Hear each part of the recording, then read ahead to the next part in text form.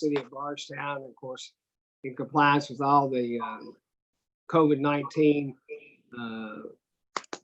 approvals that we got from the Attorney General and how to conduct these meetings during this time period. So we'll move right on into the agenda. The first item we have is the Corman's Crossing Phase 8 sewer mains, and you've got a letter there from Robin Mills, the engineer, asking for our approval to receive those services. Dylan Durbin is on the call, as Jessica is out this week, or out yesterday and today. I think she's due back tomorrow. It's pretty straightforward. We've had extensive talks with the developer and with Robin Mills. Dylan, did you have anything to add other than what's Robin's got here? Yeah, just a few things. I know, last week TW Samuels announced their development, and this property, this phase of Corman's Crossing ties into that property. And currently there are no sewer easements granted from the Corman's Crossing development to serve the TW Samuels development. So we're just recommending approval, with the condition that those sewer easements, any necessary sewer easements, are granted, during the final planning stages of this development. And I know the engineers and the developers have kind of been talking with each other from, both developments and trying to work out, the best locations for those easements. So. And Dylan, that's correct. I spoke with the developer, Harold Winsett, this afternoon, and he was literally meeting with the TW Samuels people about this very project. And it sounds as if both Corman's Crossing needs some easements from the TW Samuels people, and the TW Samuels people needs some easements from the Corman's Crossing. So that's apparently going to get worked out if they're going to trade those off. So of course we'll make that a condition before Jessica approves this, but I'm glad you brought that up. Does anyone else have any other questions of Dylan or me on this proposal? This is the last, I think the last phase of Corman's Crossing, number 8. The only question I would have, Mayor, I guess, and I think we've talked to Jessica about this before, and I know she's going to include this in her her requirements for approval, but that capacity that's going to serve Corman's Crossing phasing, I guess, will we have to look at future capacity increases if for the project at TW Samuels? Yes, and we've already advised them that they'll have to pay for their percentage of the increased demand that they will create, and they know that, and they understand how that works. And as you might know, we're already working. We just got the approval from KIA for the money that's going to help upgrade those pump stations, but also the new development will pay a portion of that main pump station that is serves them as well as the Corman's Crossing lots. Excuse me. Thank you, sir. All right, if we have no other questions or discussions, I'd ask for a motion to approve the request from Robin Mills on behalf of Corman's Crossing Subdivision Phase 8. So moved, Mayor. All right, we have a motion by Councilman Jones. Is there a second? Second, Mayor. All right, second by Councilman Williams. Any other discussion? All in favor then say aye. Aye. Aye. Any opposed, like sign? Okay, motion's carried. I'll ask Chief Billy Mattingly to give us an update on the purchase of the new fire truck. Thank you, Mayor. I'm sure as most of the councils are aware, we've talked about it a couple of different times and stuff, that our main fire truck, the engine, is 28 years of age. Its life expectancy is rapidly coming to an end. That's a pretty good age for a fire truck as it is. We are constantly spending a lot of money just to keep it rolling, and we're not using it that much right now while we're still in the station at 5th and Broadway. we're averaging spending about $32,000 a year in maintenance on that vehicle alone. I approached the mayor last fall. And we discussed it and I asked him if it'd be possible to go ahead and move forward to look at getting one. And we've sat down. We had 3 companies that come back and talk to us about a new fire truck because the height restriction that this new truck would be stationed here at 5th and Broadway. So we had the height restriction. So we had 3 companies that talked to us about it. We sat down and we made sure that we're comparing Fords to Fords to Fords from all 3 of them, not a Ford, a Cadillac, and a Toyota. And then Aaron, who's on here tonight, also has spoken to their finance people at 2 of the companies that kind of learned a little bit about their financing on it. So our 3 prices came back. One was for a Fiero, was $16,824. And then a E1 pumper was $714,495. And then a Reisenbauer, which is the same brand as the 100-foot aerial that y'all purchased a couple of years ago, was $671 or $671,822. If the council we would like to move forward and sign a contract with them. It will take about 1.5 years for this to be built and take delivery of it. So we would almost be 2 budgets into it. And we would like to go with the Reisenbauer. All right. Anyone have, if you all remember, we did not include this in this year's budget because the vehicle, even if we ordered it, was not going to come in during this next fiscal year, but we did go ahead and approve the chief to get proposals and that we would agree to order the replacement this year, knowing that we had a number of other expenses that would be rolling off in the coming year that would free us up to be able to cover the debt service for this vehicle. So that was part of our discussion back during the budget work sessions, if you all remember. But I'm happy for anyone to ask other questions of Chief Madley or Aaron Bowles on this.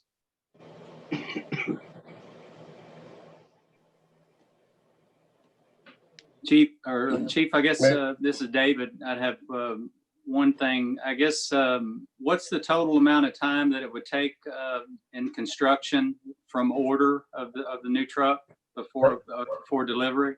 From order to delivery, they're estimating about 1.5 years. Okay. Now that's depending on hopefully the virus doesn't get worse and they have to shut down. So far they've been up working through all the virus.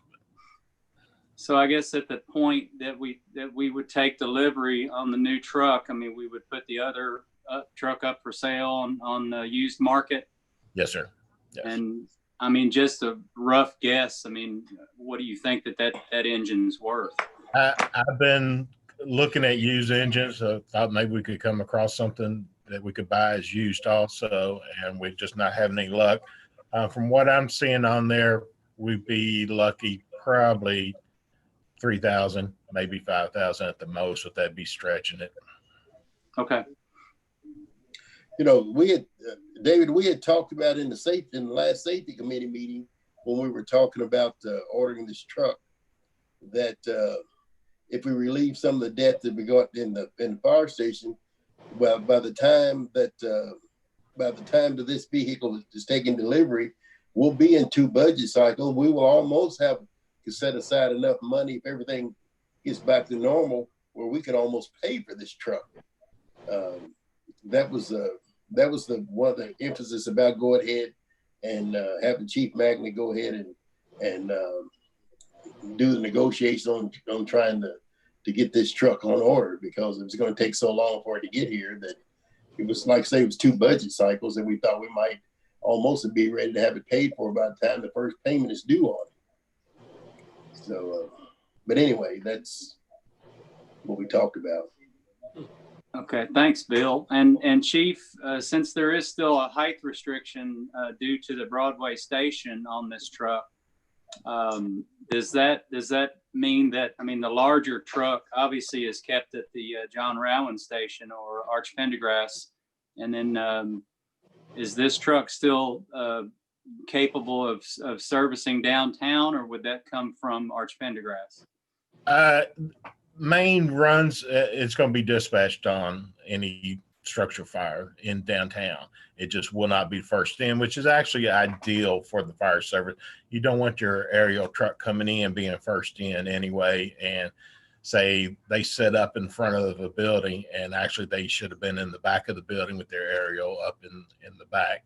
So it would actually work out better for us, but the new truck would service the downtown area.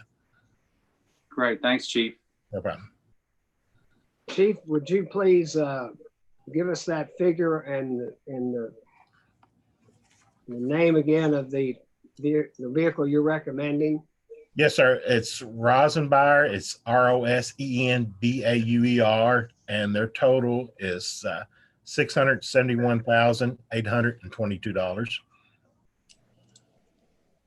And the other, just for our references, what were the other two bids? Okay, the second one was E1 was $714,495, and Fiera, Ferrara, was $716,824. What was that again? That last one? $716,824. Okay, thank you. You're welcome. Can I ask a question, please? Yes, ma'am. What's the payment? Do we pay in full for the truck when it comes in? Aaron could probably speak a little better that we could pay it in full if you chose to do, or there could be a finance option also, which Aaron has spoken to their finance people. Yeah, financing terms were actually pretty good. Their banks are offering 5, 7, or 10-year loans, all ranging from 2.95 to 2.99%, so a relatively low interest rate.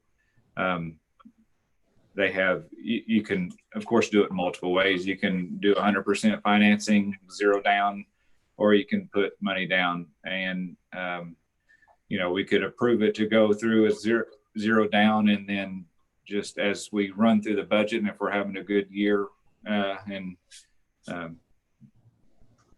revenue starts coming in like we hope, we could always start appropriating some funds for a down payment and just apply that directly to principal, or we could pay it fully off. They do need, I think, some type of confirmation from a financing, either pay it up front out of our pocket or actually have a financing option ready to go before they start building. But the debt service on that, on a 10-year term, financing 100%, you're looking around $75,000 a year, and it's an annual payment. Just to give you a perspective, we are coming off of a 3-year loan for some air pack equipment that was done 3 years ago. That'd be paid off March of 2021, and its annual cost was $76,000, so roughly the same amount. Well, Thank you. and that's where we were coming from when we talked back in the budget discussion, that the air pack loan would be finished before this loan would go into effect. And then you got to take into consideration what she said, we're spending over $20,000 to $25,000 a year on average just in maintenance on this truck. That will go away at least for many years before you get into any real serious maintenance expenses on this new truck. So it certainly should be within our financial means to cover this.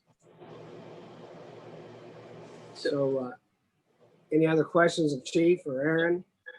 So there's no required deposit or anything like that? Or is this truck specifically for us, or is it just a standard vehicle? Not that it really matters, but I lost everybody. Can you hear me? yeah. Yes. Yeah. Okay, I don't know what happened. Everybody went away. It is custom made just for us. And what was the other part of your question? I'm sorry. since it's custom made for us, was there any kind of a deposit required? No, sir. No No. type of deposit. Yeah.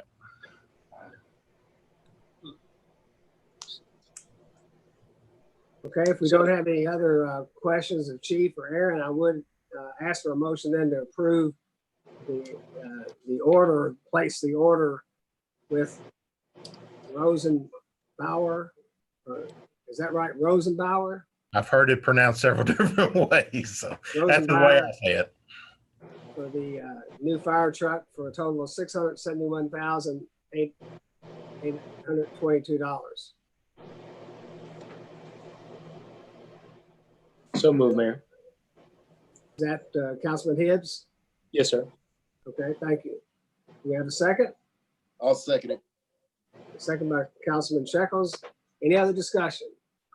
Mayor, I have a question. Yes, sir.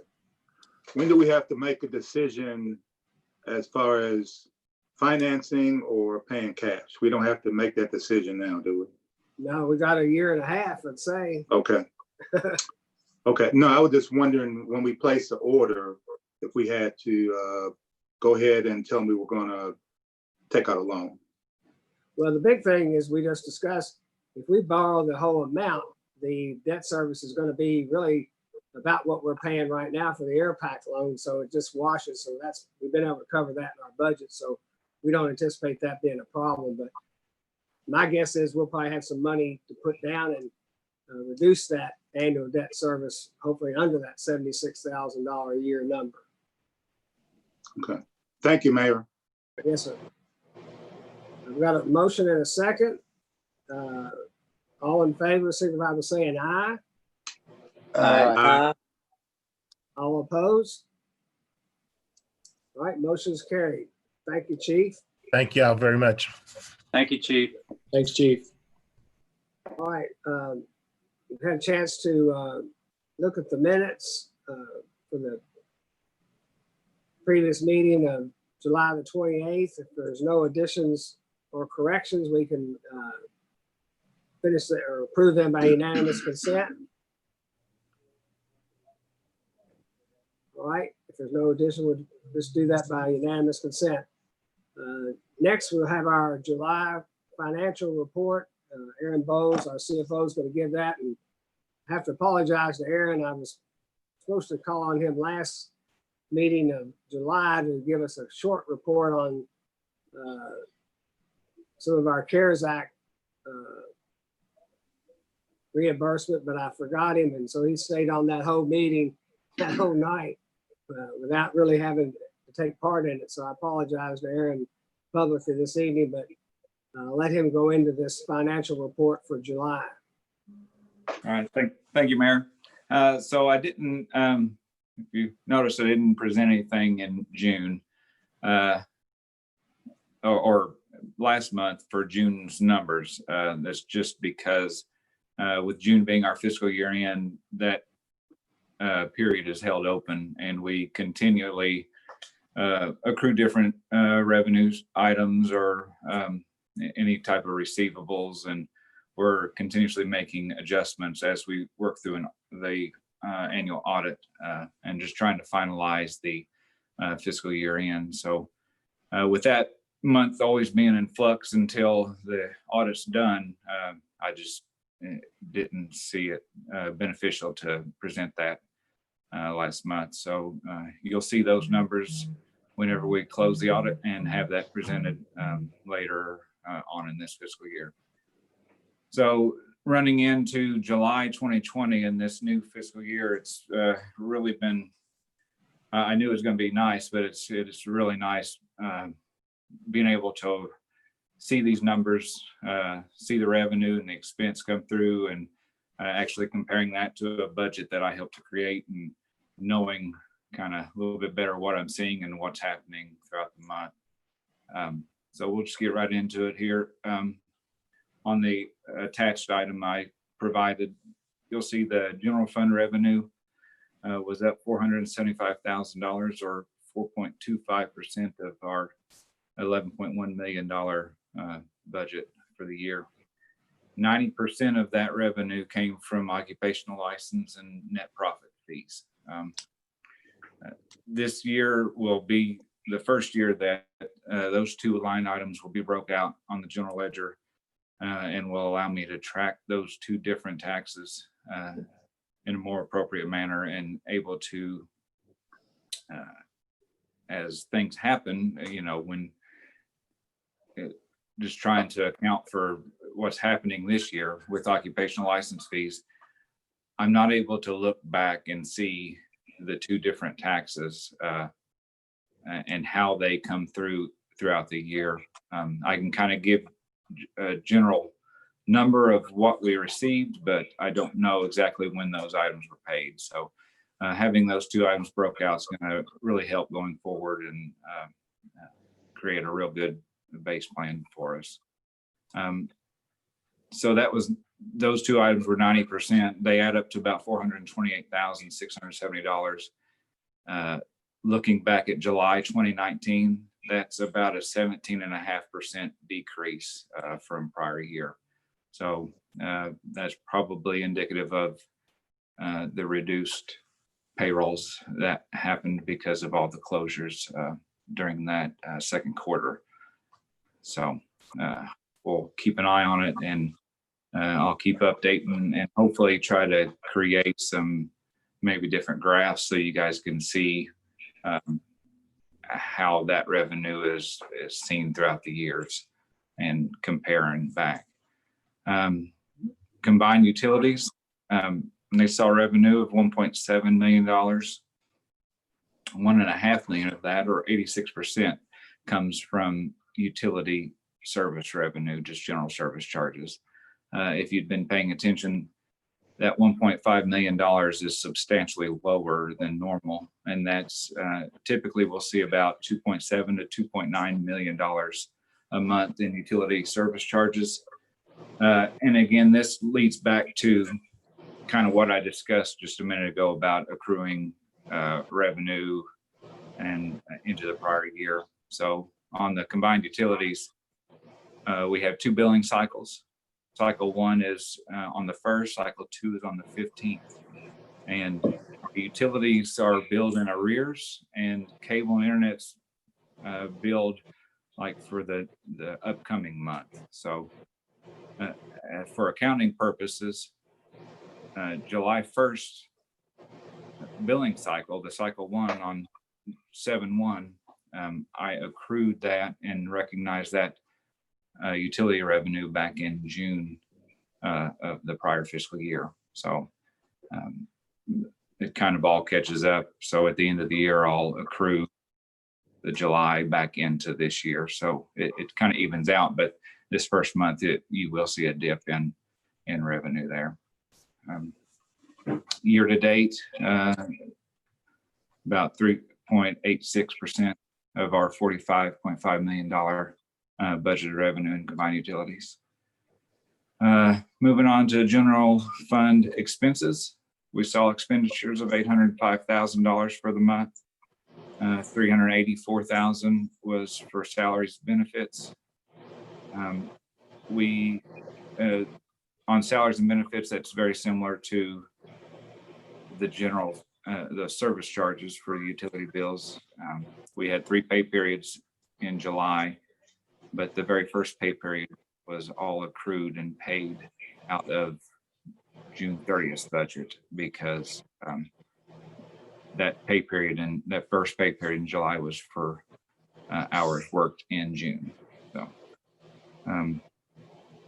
and if you look through the revenue and expense form that I sent out through email, you'll see that all of our insurance costs are quite, as far as percentage of the budget, have used up most of the budget, and that's because we pay all those policies on an annual basis.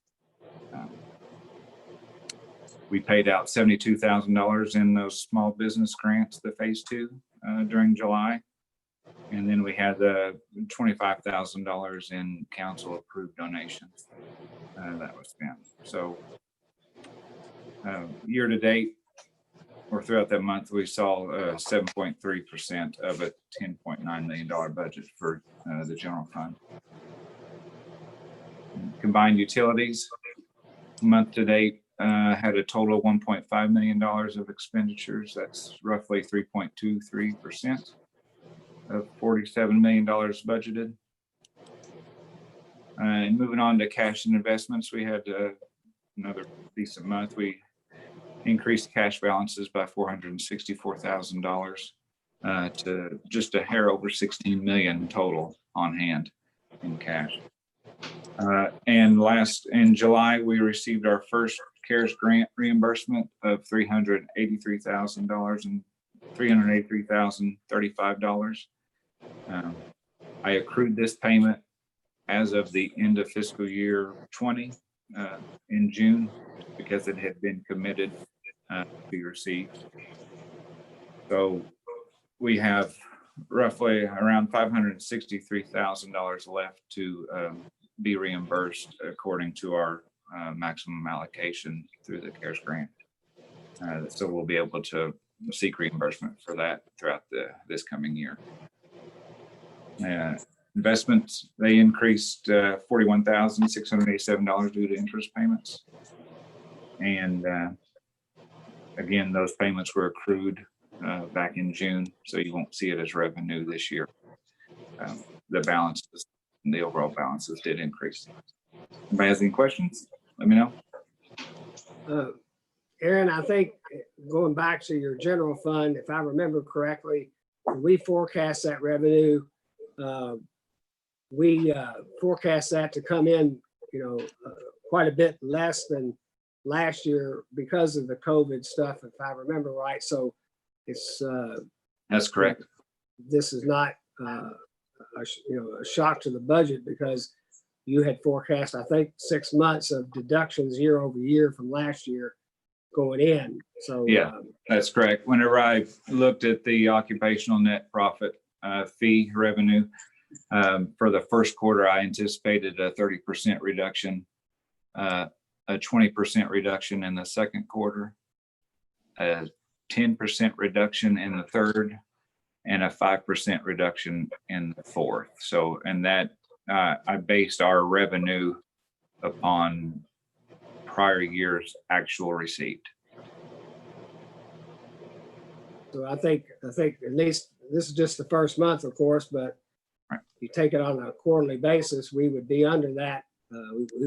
Our revenue would be not as under than what we forecast. It would be actually we'd be in better position than we forecast if this stays the same. That's correct. Any other of the council members have questions of Aaron on this?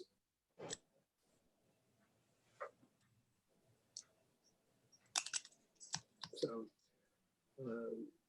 I think overall we're still in a pretty healthy position with our cash and also with our restricted investments as well. So, all right, we'll move on then if there's no other questions for Aaron on the financial report. Thank you, Aaron. We've got second reading, ordinance number B 2020-10, classification and compensation plan. I'd ask Greg Ashworth to excuse me, I need that to, well, Greg, you can kind of tell us again the purpose of this, and then we'll have the city attorney read it in summary. Yes, sir. This is just the changes that were already approved for this year's budget, adding one more police officer and 2 cable construction technicians. Just like last time, they've already approved this in the budget. And then one police officer? 1 police officer and 2 cable construction technicians. Yes, sir. Okay. This is basically just cleaning up the ordinance, isn't it? Right. This is putting the ordinance to create these positions. We have to do that by ordinance, and the municipal order does the job description. So Audrey, if you would mind reading the summary of this, please. Sure. Thank you, Mayor. Summary of Ordinance B 2020-10, Classification and Compensation Plan. An ordinance amending and adopting as amended, an ordinance styled, an ordinance creating the classification plan and compensation plan. Be it ordained by the City Council of the City of Bardstown, Kentucky, that this ordinance amends Chapter 35 Employment Policies, the Classification Plan and Compensation Plan of the Municipal Code by creating and amending the title and pay grade of authorized positions. The amendments and additions reflecting number of positions, title, and pay grade respectively are: strike 20, add 21 positions in the police department, title police officer, grade 109. Cable internet, add 2 positions, title cable construction tech 1, grade 110, title cable construction tech 2, grade 111. This ordinance or parts of ordinances in conflict herewith are repealed to the extent of such conflict. This ordinance shall be in full force and effect following publication in summary as required by law. This summary was certified by me, Audrey Hayden, City Attorney. All right, thank you, Audrey. So as I say, this is our second reading. And we have to create or do these new positions that were created, but have to be done so by ordinance. So if I could, I would like a motion then to approve the ordinance B 2020-10. Mayor, if I may, I'd like to introduce a summary of ordinance B 2020-10, the classification and compensation plan that was read by our city attorney. And the motion is to approve it. The motion is to approve. I'm sorry. Yeah, thank you. All right, we have a motion to approve. Is there a second? I'll second, Mayor. All right, second by Councilman Buckman. Any other discussion? Seeing none, all in favor signify by saying aye. Oh, excuse me. Aye. Excuse me, I'm sorry. This is the second reading, so we have to go individually. So I'll start with Councilman Hibbs, Aye. Councilwoman Hart, Aye. Councilman Buckman, Aye. Councilman Williams, Aye. Councilman Shekels, Aye. Councilman Jones. Aye. All right, thank you. Motion is carried unanimously. All right, thank you. The next item on the agenda is a first reading, so I'll give a little explanation before we introduce it. There's an annexation agreement you'll see that has been already signed by Nelson Fiscal Court. They approved this at their last meeting, and this is just a very short section of Spencer Mattingly Road, basically from the railroad tracks to 605 or Woodlawn Road is what most people know it. And we don't know really if this was left out by mistake when all that area was annexed years ago when we brought in Polyair or Oakwood, and just how that subdivision laid and Polyair laid. But we found out last year when Jessica applied to the state and presented them a list of streets that we were applying for some discretionary funds for paving. We've typically always listed streets related to our industrial parks. So if you all remember, we've gotten funding where we did the Wilson Industrial Park, we've done Nutter Drive, and then most recently Withrow Court, part of Withrow Court. We're doing the balance of it, I think, this year. But last year when we listed Withrow Court, Jessica also listed this one small section of Spencer Mattingly because it went to the entrance basically of Polyair. So it was serving a industrial development. And the state, when checking the roads, got back with us and said that road still is actually in the county. So this is just to clean that up.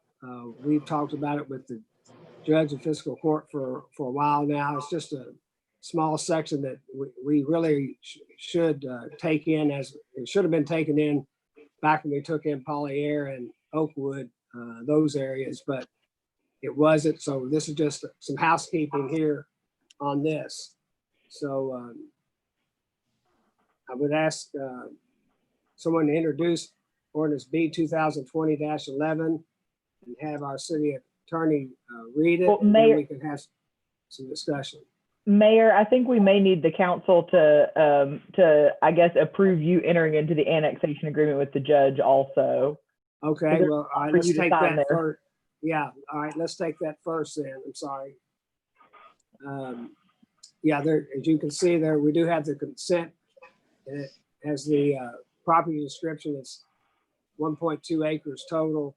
And the county has agreed to the annexation. So we can forego a lot of the typical hearings and all the things and advertising and stuff that goes with that.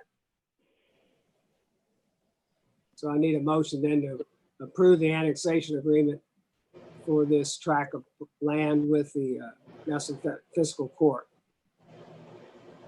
I'll So make that moved, Mayor. motion, Mayor. All right, I had about three of you. I see Betty. We have a motion by Councilwoman Hart, and who was the second? Coach Rowe? All right, thank you, Coach. We have a motion and a second. Is there any other discussion or questions? This would be the right time to ask them if you do. Okay, it's pretty clear, you know, it's right there, roughly 1,300 feet from the railroad tracks to 605. So we have a motion and a second. All in favor, signify by saying aye. Aye. All opposed? All right, the annexation agreement is approved. Next, I need the ordinance that will ordain this action for us. B 2020-11 needs to be introduced by one of the council members, and we'll have Audrey read it.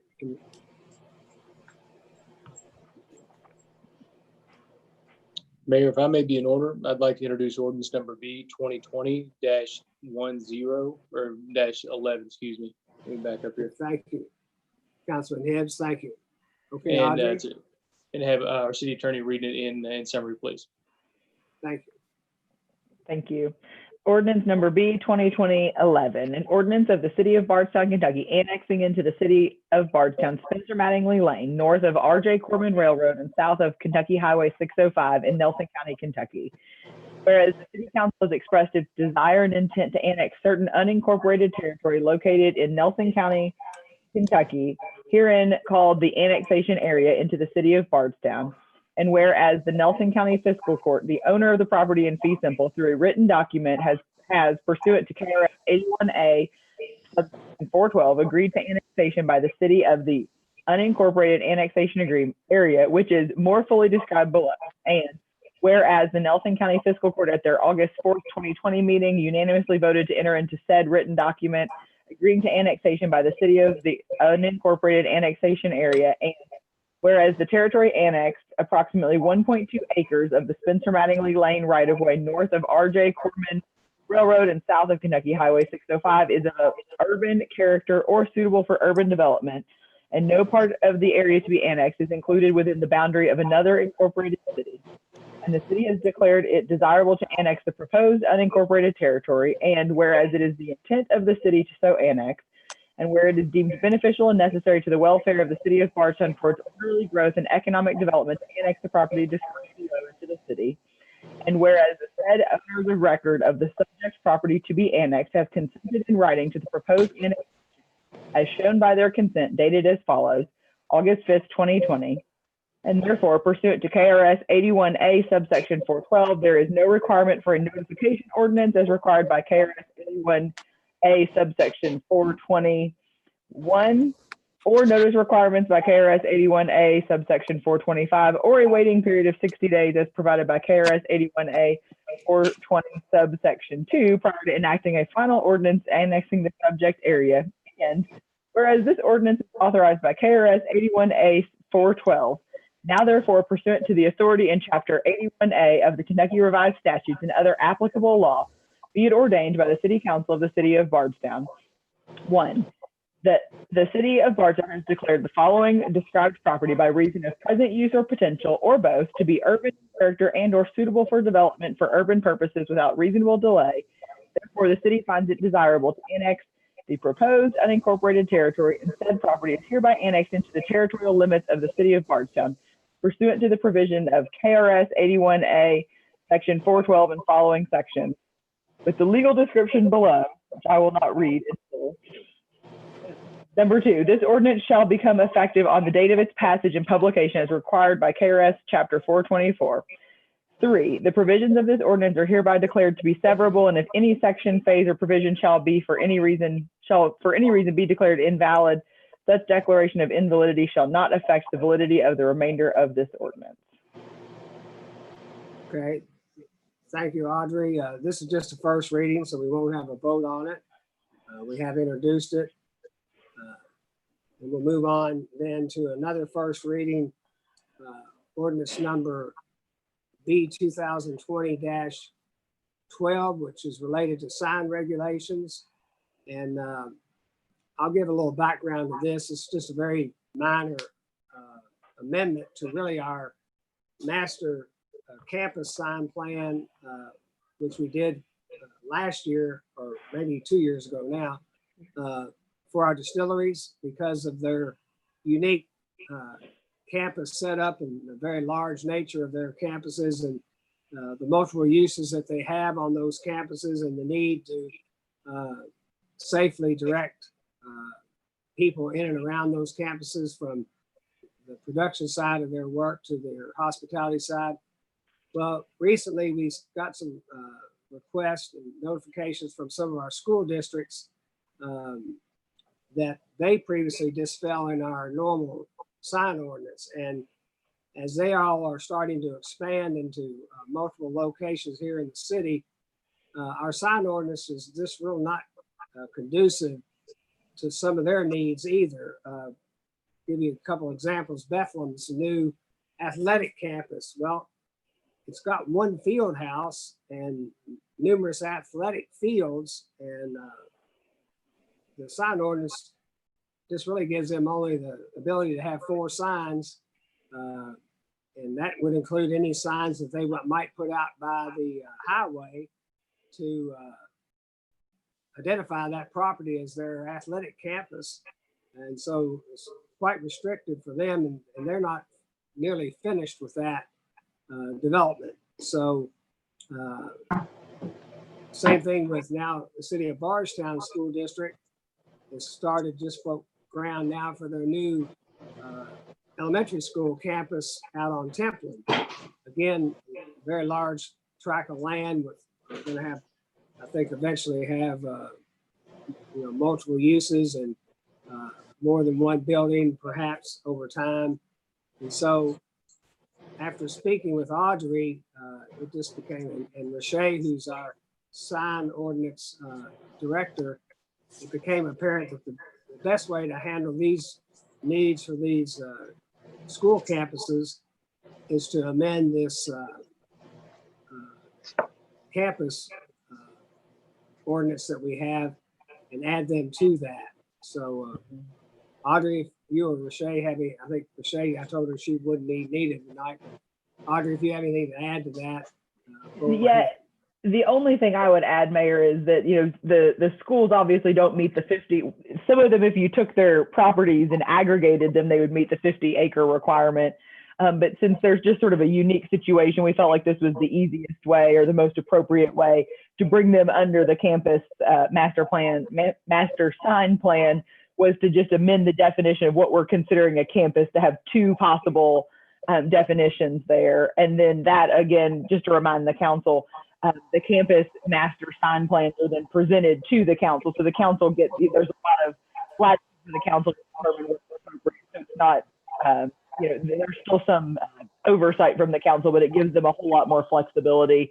And I think with all these schools growing, it certainly highlighted a shortfall in how our ordinance is worded, just like what you pointed out, that 4 signs is going to be sufficient for most of these campuses. Okay, thank you, Audrey. I would like, if we could, we'd get someone to introduce B 2020-12 and have Audrey read it. And then if there's any other questions after she reads it, we'd be happy to take those. Mayor, if I may be in order, I'd like to introduce ordinance, a summary of ordinance number B 2020-12, and have our city attorney read it aloud. Thank you. Thank you. Summary of ordinance B 2020-12, an ordinance amending and adopting as amended an ordinance styled sign regulation. The City Council of Bardstown, Kentucky does hereby ordain that Chapter 98 sign regulations, Section 98.05 definitions of the municipal code be amended as set forth below. Campus. Add number 1, a business situated on 50 or more acres of land comprised of 2 or more buildings for separate but related commercial purposes and zoned I2 according to the Joint City County Planning Commission zoning map. Add or number 2, any school building or school athletic facility in its surrounding land, whether a public or private institution, regardless of the number of acres of land.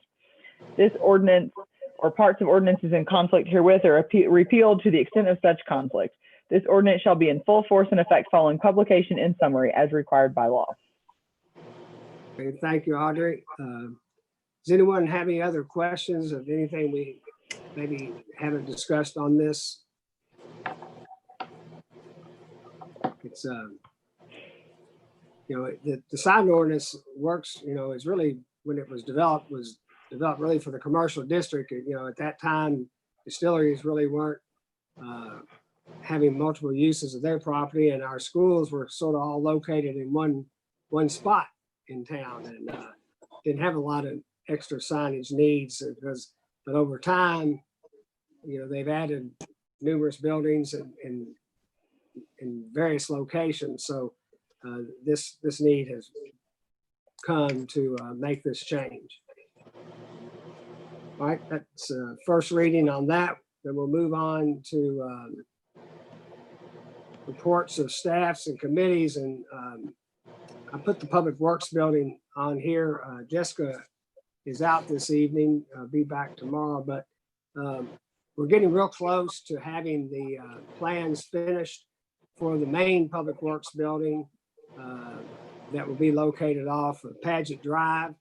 And a lot of the site work's already been completed by our own group in-house. We hope to bid that. Jessica feels pretty good that she'll be ready to have that out for bid by the end of this month or early in September. So we hope to get that done and get some good pricing on it, and then start construction, obviously, well before year end, and hopefully have it going pretty well before the bad weather hits us this winter.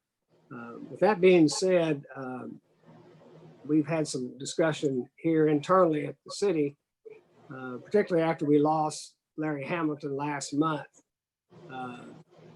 of something we might do in his honor and memory. And as you all know, Larry was, a fixture here at the city for over 40 years. He's not only the city engineer, but he also served for a time as administrator, and then later came back as the director of engineering and public works. So there's going to be kind of a new campus out where we purchased this new land from the shopping center, and also the 2 acres behind the church out there. With the addition, there'll be another building located there that'll support the internet and cable department. So I'd like to introduce, or recommend, I should say, that we name these new facilities that will be under construction here in this fiscal year in memory and in honor of Larry A. Hamilton. And I'm not real set on the name yet, but I'm thinking something along the lines of the Larry A. Hamilton Public Works and Utilities Center, something to that. And we don't have to agree on that this evening, but I would like to hear back from the council members if you all feel like this would be an appropriate way to recognize Larry for all the many years that he put in overseeing public works, which is everything from streets and drainage to the sewer and water plants, to also the distribution portion of those utilities. And then even though he wasn't an electrical engineer, he was keenly involved in our electrical department. He and Jeff Mills for many years worked on all our FERC agreements, and also was very much involved in the internet and cable expansion here as well. So I think it's an appropriate thing to do on behalf of someone who gave 40 years of his professional life and really personal life to our city.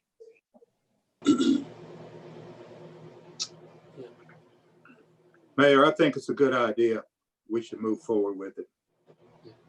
Okay, thank you, Councilman Williams. I agree, Mayor. I think it's, we can probably never repay him for everything he did for the city. So this is one small way that we can certainly honor him. Mayor, I think it's a fantastic idea. Well, I know. we all Larry know was how probably that- Larry probably was underpaid for 30 of those 45 years he worked for the city.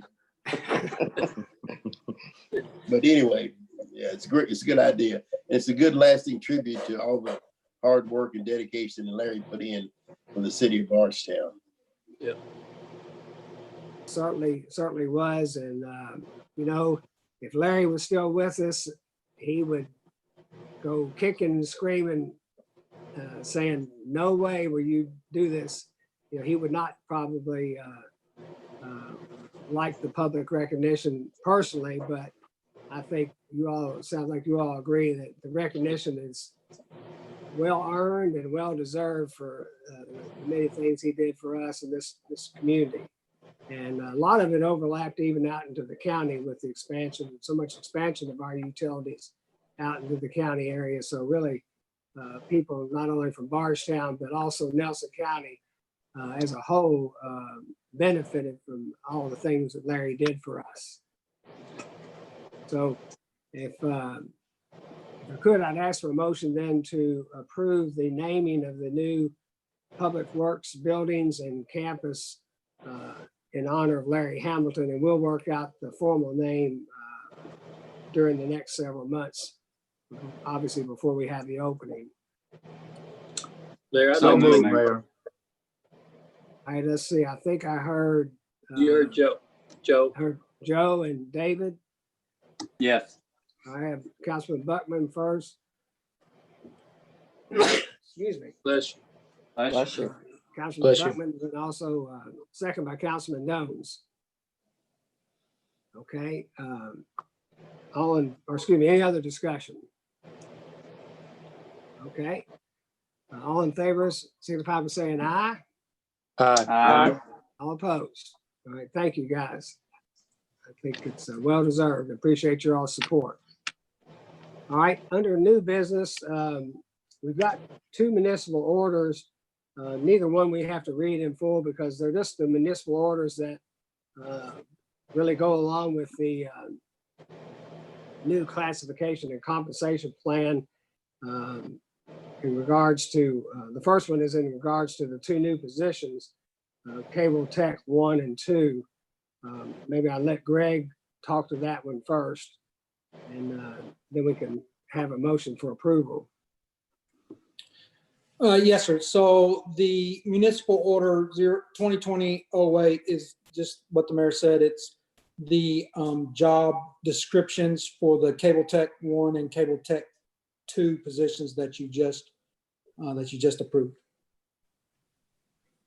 Okay, so I hope everybody's had a chance to read them, but it's not required that we read the municipal orders at this meeting. So unless you've got any questions, I would ask for a motion to approve the job descriptions value for Cable Tech 1 and 2 value municipal order M 2020-08. So move, Mayor. That was Councilman Buckman. Yeah, yes, sir. Do we have a second? Second. Second by Councilman Jones. Any other discussion? All in favor, say aye. Aye. Aye. All opposed? Motion is carried. Thank you. The next one is another municipal order that has to do with our personnel policies and procedures. And I'll again ask Greg to speak to that, and or Audrey perhaps. I think they both kind of worked on this. Thank you, Mayor.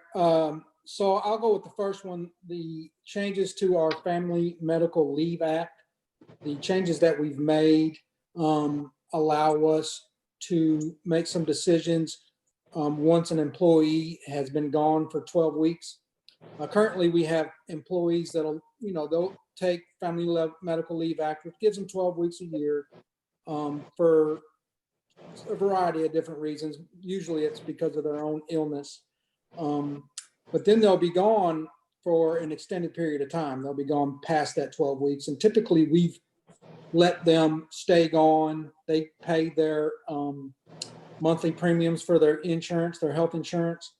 But, you know, we don't, if after that, you know, they just come back to work or they don't come back to work. And this policy gives us a little bit more leeway or a little bit more authority to make some changes if they stay past those 12 weeks. And Audrey, if you want to jump in here, you can explain it as well. Sure.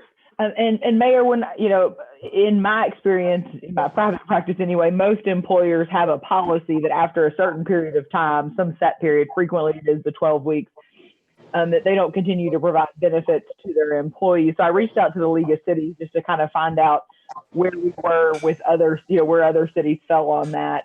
And they indicated it was pretty unusual not to have something clarifying that in the policy. So Greg and I felt like it was an appropriate time to put that into our policies to sort of be more consistent with what other cities are doing across the state.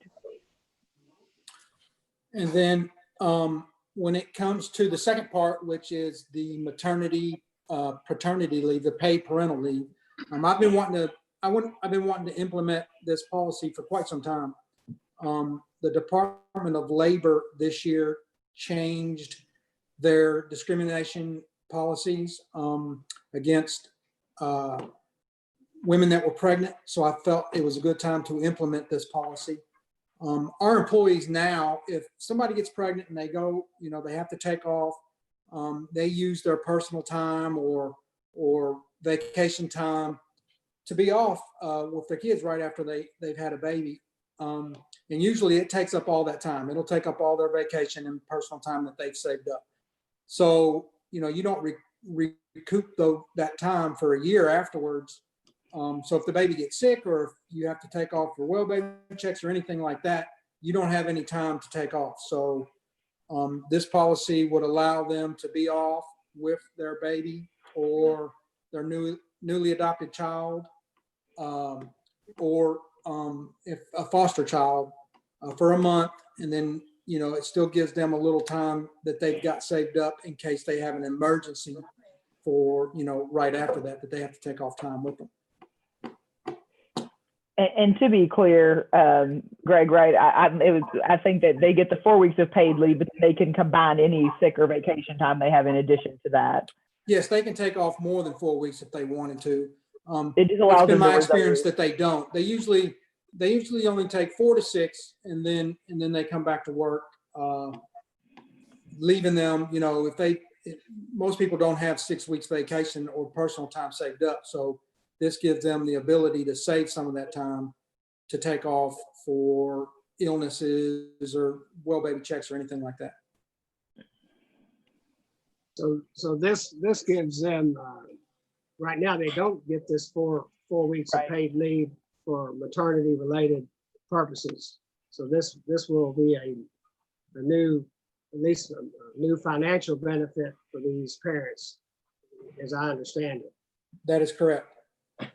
So this basically works just like the FMLA, except this pregnancy is like a little separate entity here right by itself. It would run concurrent with FMLA, yes. Right. So in other words, if they could actually use that pregnancy for 12 weeks if they under the FMA technically, could they not? Yes, they would get, if they decided to take their full 12 weeks, 4 of it would be paid. And then 8 of it would be either use vacation time, personal time, or unpaid. Right, yeah. So it would fall, okay. Yes, sir. Any other questions of Audrey or Greg on this municipal order M 2020-09? If not, I would ask for a motion then for approval. So move, Mayor. Motion by Councilman Hibbs. Is there a second? I'll second. Second by Councilwoman Hart. Any other discussion? Seeing none, all in favor, signify by saying aye. Aye. Aye. Any opposed? All right, thank you. Thank you, Mayor. Motion is carried. We have a mobile food vendor application from Old School Flavor Trailer. If you look at the application, it's pretty much in order. It's definitely in order. We've got all the planning and zoning sign-offs, the state approvals, insurance, health department, inspection, and all the personal information. So very little is, and I went over this afternoon. It's all in order, and it's ready to be approved.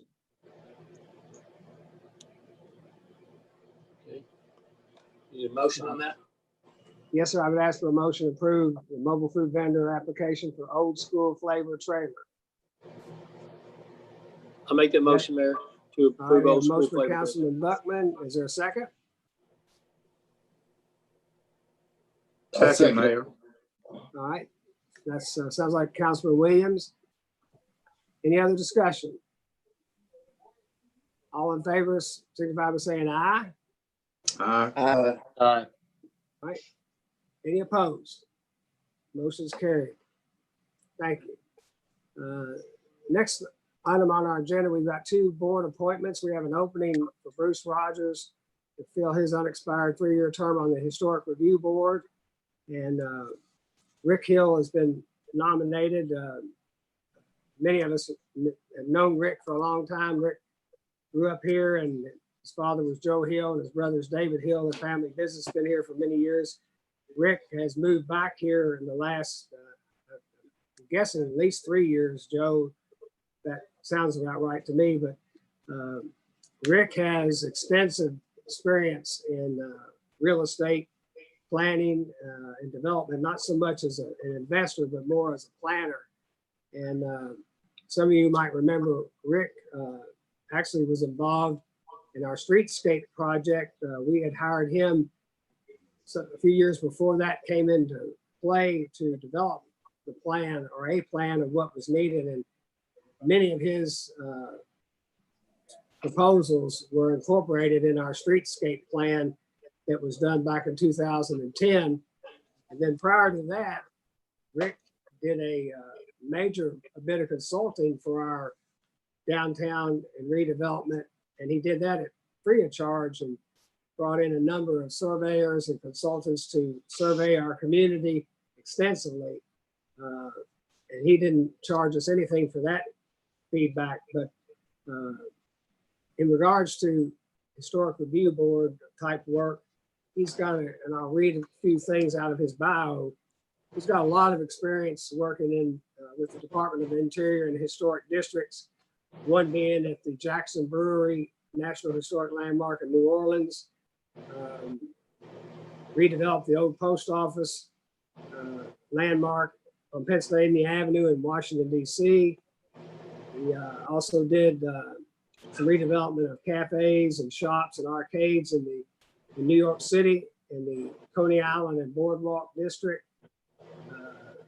It's involved in the redevelopment of the Hotel Del Coronado, that's outside of San Diego, and several other developments that are within historic districts. So he has extensive background in development in historic districts, and having to adhere to the Department of Interior's guidelines. And then more recently, Rick worked with the Hayden family on putting together plans for the quarry, redevelopment of the quarry long before Kentucky Owl purchased the quarry. But there was several other people and businesses that came to town that had interest in some of that property. Turned out Kentucky Owl wanted pretty much all of it. But and also, as I said, was very involved with some of the planning we did for the downtown streetscape we did, and then some survey work before that. So he's very much qualified for this position, and I think we're blessed that he is now living here and wants to get back involved with his community where he grew up, went to school, and wants to serve. So I would like to ask for a motion to approve Rick Hill to fill Bruce Rogers' term on the Historic Review Board. I'll make that motion, Mayor, to approve Rick Hill for the HRB. Okay, we have a motion by Councilwoman Hart. Is there a second? I would second that, sir. All right, we have a second by Councilman Buckman. Any other discussion? Mayor, I just add one more thing. That board requires us to have like certain professions on there, like architecture background and that type of thing. So Rick actually fills a lot of those requirements, but he's filling a good niche for us on that board. Really good. Yeah, that's a good point. Yeah.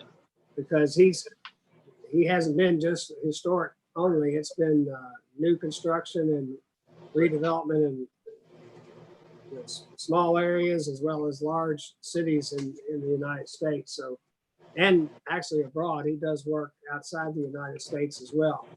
Has. So we got a motion and a second, then all in favor say aye. Aye. Any opposed? All right.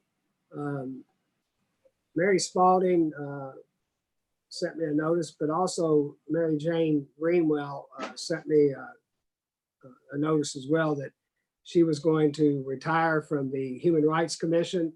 Mary Jane cited some health issues and needing some time off because she's involved in many other organizations here in the county, retired teacher as well. So she wants to retire from the board now, and Mary Spalding has recommended Sarah Bradford to take her place. Sarah is I think the sister-in-law of Margie Bradford. Most of you know Margie, a longtime school board member. And Mary also says that Sarah has been active in our Human Rights Commission work on a volunteer basis, but has been very active. And the good news is she is excited to serve in this capacity now that Mary Jane is retired. So I'd like to ask for a motion to approve Sarah Bradford to be appointed for the unexpired term on the Human Rights Commission. So moved, Mayor. All right, Councilman Williams, there's a motion. Is there a second? I'll second it, Mayor. All right, second by Councilman Hibbs. Any other discussion? Seeing none, all in favor say aye. Aye. All opposed? All right, motion's carried. Any members of the council have anything to bring before the council this evening? Mayor, I'd like to give a quick update on our Blessing Box program, if that's okay. Yes, sir, Councilman Hibbs.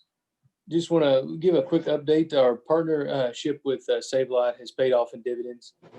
Since July 28th, we've had 31 $10 bags donated and 26 $5 bags that are donated to the Blessing Box program. So hats off to everybody at Save a Lot, the Dawsons and everyone else who's contributed to that. We've also have two young gentlemen who are volunteering to take the donations to the boxes whenever they need to be replenished as part of a volunteer program and getting a little community involvement. So hats off to them and their parents for getting them involved at a young age. Great. That's great. Yeah, I told both Mr. and Mrs. Dawson how much we appreciated their work, and it's just part of the many community things they get involved with that Save a Lot. So it's great to have people like that to support efforts like this. And thanks to all you council members who are overseeing these blessing boxes and keeping them going. Any other council members have anything to bring before the council this evening? Mayor, I'd like to give a quick update on the Drug Coalition, please. Yes, ma'am. We continue to meet the various pillars on Mondays. The last 2 weeks, what's come out of our meetings is we're going to recognize Red Ribbon Week, which is an alcohol and drug prevention awareness week in October. This is in 2019 is when we actually had Chief signing in. So it's kind of when we began the Drug Coalition. We will do that with a sign on the courthouse, hopefully several proclamations. If assemblies are allowed in our schools, we will kick off our play, taking it around to the elementary schools Chief Kressig has agreed to take the beer goggles and marijuana goggles around to the high schools again, dependent on whether or not we can do that due to COVID. So we have several activities that we plan on doing that particular week. We also are continuing to work on our dirty needle disposal kits. So we just have a lot of different things going on and continue to meet and share a lot of information. So it's going very well. Thank you, Betty, for that update, and thanks for your work with that group. It's obviously very much needed and very much appreciated. Any other council members? Okay, then we have cemetery deeds. We can do by unanimous consent for Carl and Mary Jenkins, 2 grave sites. And then I really don't have an update this evening. We've covered a whole lot on this agenda, so that's pretty well, a lot of this is consumed my time with the staff here at the city over the last, well, some of it several weeks and some of it over the last several days. So I'll leave it at that for tonight and do my Friday update and catch up there. So if there's nothing else, I would ask for a motion for adjournment, please. So moved. A motion by Councilman Buckman. Is there a second? Second. Second by Councilwoman Hart. All in favor, say aye. Aye. All opposed? We are adjourned, and thank you all for your work this evening, and thank